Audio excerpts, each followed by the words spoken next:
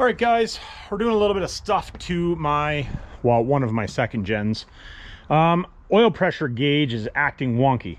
I'm pretty sure I know what the problem is, but I thought I'd just do a little video talking about what you should do to, if you're having the problem, things you can check, all that type of stuff. Lots of times they don't have low oil pressure. It's just issues. So basically, in my opinion, you're buzzing down the road. Now, for you guys that are in the States, don't mind the dash is pretty dirty. You're not going to be in kPa, you'll be in PSI, but middle of a range, so 275 on this gauge. As long as you're that high or just a touch above is kind of the, probably the norm of what these things run. Like 99% of them run in that range. A little higher is not going to hurt. Obviously you don't want it pegged and you don't really want it lower. When this thing is running, I'm about like almost at the red most of the time, but it bounces back and forth. And I'm pretty sure, well, I shouldn't say pretty sure. The problem, I'm pretty sure the problem is this plug is messed up. It has been for a while, as you can tell. I have a new plug for it, so we're gonna wire in a new plug. So this is where I would start if you're having the problem. Well, I shouldn't say that. Well, you probably should do. Let's go over to the first gen for a second.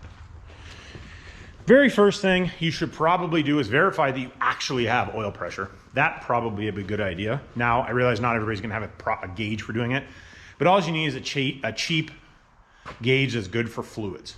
It doesn't even have to be anything crazy. Let's say 100 PSI one, more than sufficient. And what you wanna do is plumb it into one of these ports. So this is a common rail. This is a P-Pump 6.7 for you guys that don't know, but very similar. So you see this line coming out. I have my gauge hooked up to it. Now, taking consideration, this is pre-oiling the system.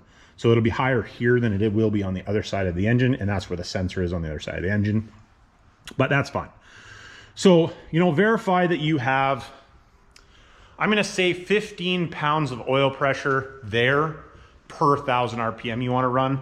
At least 10 to 15. I like 15, but not all engines are gonna do 15, but at least 10 pounds per 1,000 of RPM that you're gonna run. So if you're running 4,000 RPM, you wanna have at least 40. I would want more than that myself personally, but most of them will live on 40. But so, and most guys aren't running 4,000 RPM anyway. But most of the time with these things, you will have more oil pressure than that. If you don't, there's probably an issue. So let's just dig into this real quick. So I have already pulled the old sensor out. This is the old sensor. We are gonna put the new sensor in. New sensor, because I can't remember if I changed the sensor when I put this engine in or not. So I just bought a new sensor, a new plug. We'll just put it in. So we're gonna go ahead and do that. And, okay, new sensor's in. So what we're gonna do now is I'm gonna put this new plug on. So this is relatively easy. I'm gonna heat shrink and solder. You don't have to heat shrink and solder. I just prefer to heat shrink and solder. So what we're gonna do is cut this off, heat shrink and solder this.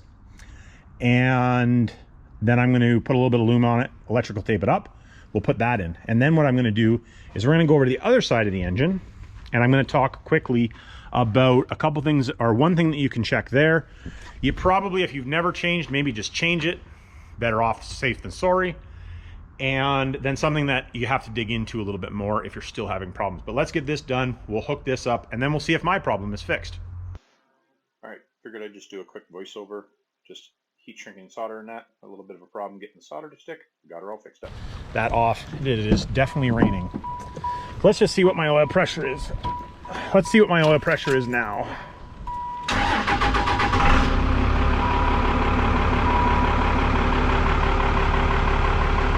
Haha!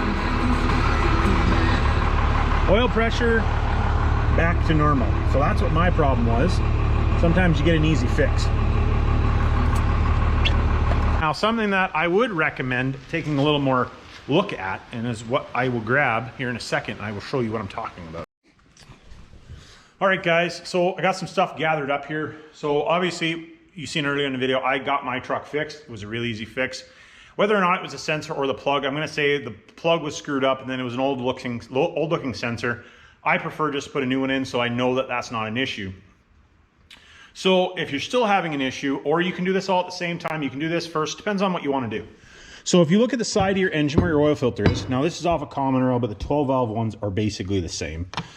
So, well, I shouldn't say basically, they're exactly the same except for a different shape. So Now, if you look at it from the top, like this, right, there is a bolt or a hex head of the bolt that goes in there.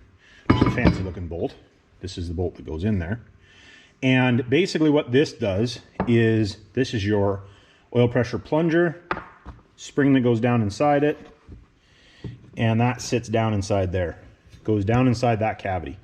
So I'm just going to flip that over so you guys can see. So this just goes down inside here. And it's not going to fit in this one because this one's screwed up, and that's the reason I'm using this one, is that I wanted to show you, but it goes down inside there anyway. So let's drop that out of there. So this basically goes down inside here like this, and these holes that are in there, basically when they come up high enough, it disperses the extra oil off, and that's what limits your oil pressure.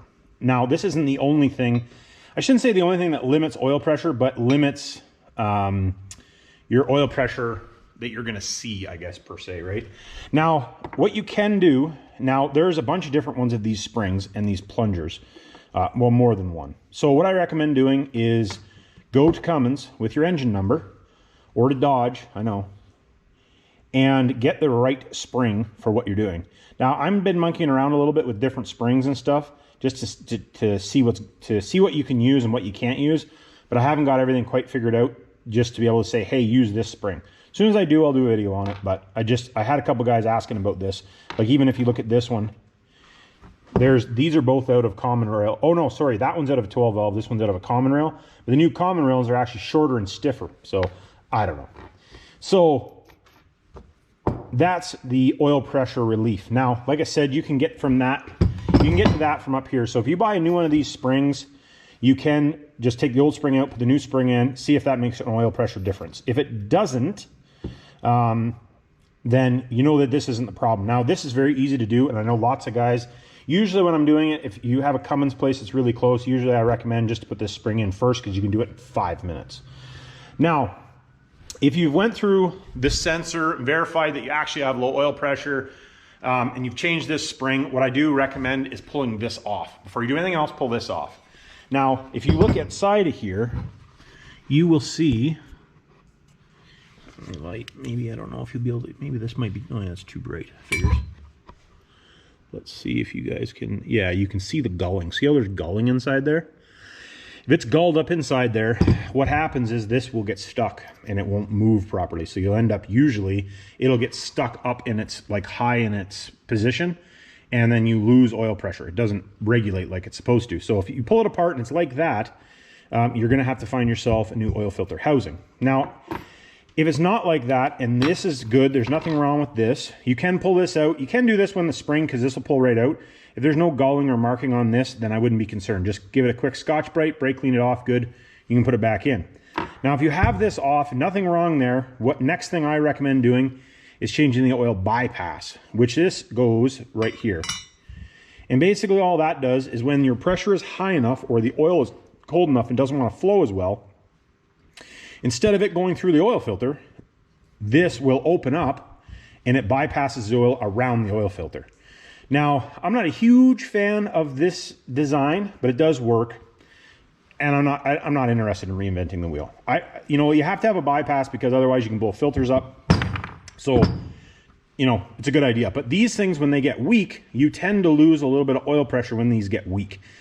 I'm not really sure 100% the reason for that, because really the only difference is it's going through the filter. So I don't know if it has to do with a lack of restriction or what it is, but I do recommend anytime you have one of these oil filters housing off, doesn't matter what year the truck is, if you have it, you know, if it's leaking, change this and also put a new spring in. I always recommend doing that, myself personally. And 99% of the time, if you do this, you will fix an oil pressure problem.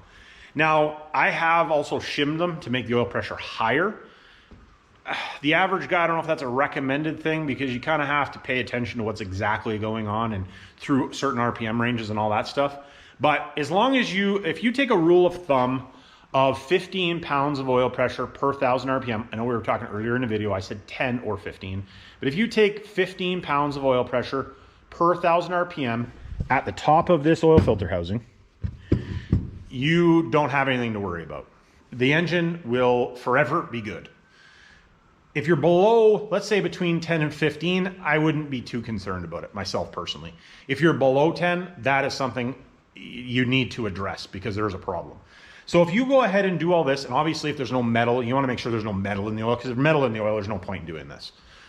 But if there's no metal in the oil and you go through all this process, myself personally, unless there's a catastrophic problem, this has always fixed the problem. So like I said, you know, recap on it, myself personally, I would start with this spring. It takes 2 minutes to change it. Take your engine number to Cummins, tell them, hey, I need one of these springs. You can do a little research and find the spring number if you want, but it's lots of times easy. Anybody that sells Cummins parts, you can go in there with your engine number, get one of these springs.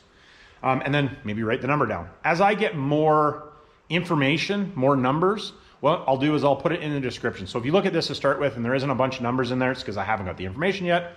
I will put the information in there for the different years and all blah, blah, blah. Change this spring. If you want, you can change this plunger at the same time if you so please. I personally, if you pull it out, I don't see anything wrong with it. I usually just put it back in. Just like I said, I always Scotch Brite it up a little bit. Just, you know, if there's any shiny spots on it or whatever, I don't know whether it makes a difference, but it makes me feel better. So do that. If that doesn't fix your oil pressure problem, now, if you have a manual gauge on it and it doesn't fix your oil pressure problem, I personally would pull the housing off, change this. You could put a new oil cooler in it too if you wanted to. I've never seen one that's plugged on a Cummins myself personally, but I suppose it's a possibility. But if you have mechanically good oil pressure with a gauge, then you're good to go. Other than if you want to fix the gauge on the dash or put a manual gauge in, you know, you can do as you please at that point. So hopefully that helps you guys out. If you're having low oil pressure problems, 90% of the time this will fix it. I find lots of times it's actually the gauge on the truck or the wiring under the gauge of the truck most of the time is the problem.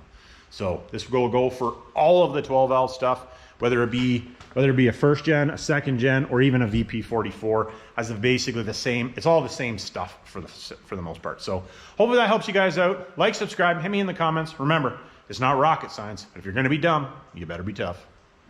Hey guys, check out the merch store, cutteruprob.com, link in the description for all the new merch that I just dropped. Help out the channel.